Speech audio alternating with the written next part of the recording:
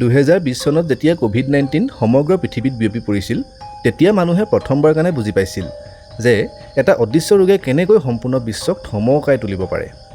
Mask, lockdown, ভয়, মৃত্যুৰ খবৰ, হস্পিটেলৰ ভিৰ সকলো মানুহৰ মনত এক আতংকৰ উদ্ভৱ হৈছিল।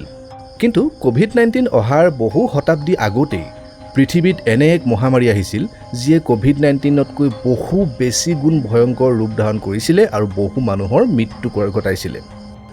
এটা এনে ৰোগ যিয়ে সম্পূৰ্ণ চহৰ খালী কৰি দিছিল, লাখ নহয় কোটি হিচাপত মানুহ মাৰিছিল। মানুহে নিজৰ পৰিয়ালৰ মৃতদেহ স্পৰ্শ কৰিবলৈ ভয় কৰিছিল। হয়, সেই ভয়ংকৰ মহামাৰীটোৰ নাম আছিল ব্লেক ডেথ। 1347 চনৰ আশে-পাশে ইউৰোপত আৰম্ভ হোৱা এই মহামাৰী ইতিহাসৰ আটাইতকৈ ভয়ংকৰ মৃত্যুযোগ্য বুলি ধৰা হয়।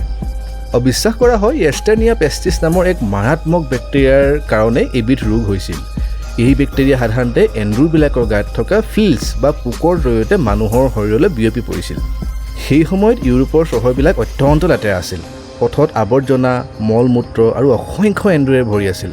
ফলত এই ৰোগটো দ্ৰুত গতিত বিয়পি পৰিছিল। আক্ৰান্ত লোকসকলৰ শৰীৰত ডাঙৰ ডাঙৰ ফোঁহা উঠিছিল। তীব্ৰ জ্বৰ, বমি, অসহ্য যন্ত্ৰণা আৰম্ভ হৈছিল। বহু মানুহে মাত্ৰ 2 বা 3 দিনৰ ভিতৰতে মৃত্যুবৰণ কৰিছিল। ভাবি চাওকচোন বাৰু কিমান মাৰাত্মক আছিল সেইবোৰ দিন। সেই সময়ত দৃশ্য এতিয়া কল্পনা কৰিলেও হয়তো ভয় লাগিব আমাৰ। ৰাস্তাত মৃতদেহ পৰি আছিল, মৃতদেহৰ গৰাকী নাছিল, সমাধি দিবলৈ মানুহ নাছিল আৰু সমাধি দিবলৈ জেগাও নাছিল। মানে ইমানেই মৃতদেহে ঠাহ খাই গৈছিল। এখন ডাঙৰ ডাঙৰ চহৰ, ডাঙৰ ডাঙৰ গাঁও মানে মৃতদেহেৰে পোত খাই গৈছিল।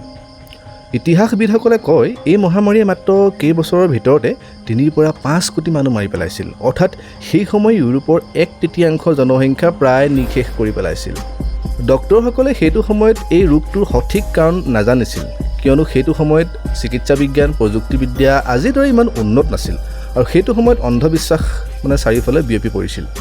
ডক্টৰসকলে জোঙা ঠোঁট লগা অদ্ভুত মাস্ক পিন্ধি ৰোগীৰ ওচৰলৈ চিকিৎসা কৰিবৰ কাৰণে গৈছিল আৰু সেইটো সময়ত ডক্টৰসকলে বা কবিৰাজসকলে ভাবিছিল যে এইটো এটা ঈশ্বৰৰ এক অভিশাপ, এক অন্ধবিশ্বাস। কিন্তু আচলতে এই মহামাৰীয়ে ইতিহাস সলনি কৰি পেলাইছিল। সমাজ, অৰ্থনীতি, চিকিৎসা বিজ্ঞান সকলো ক্ষেত্ৰত এক ডাঙৰ পৰিৱৰ্তন আনিছিল।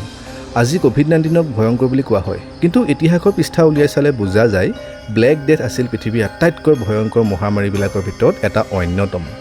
বহুত কষ্ট কৰি ভিডিঅ'ৰ কণ্টেণ্টটো ক্ৰিয়েট কৰিছোঁ। যদি ভাল লাগিছে অনুগ্ৰহ কৰি লাইক কৰিব, বন্ধু-বান্ধৱীৰ মাজতো বিয়পাই দিব আৰু আমাৰ এই সৰু পৰিয়ালটোত অংশীদাৰ হ'বলৈ ছাবস্ক্ৰাইব কৰি লওক। আশা কৰোঁ আপোনাৰ দিনটো ভাল হওক। জয় আই অসম। ধন্যবাদ।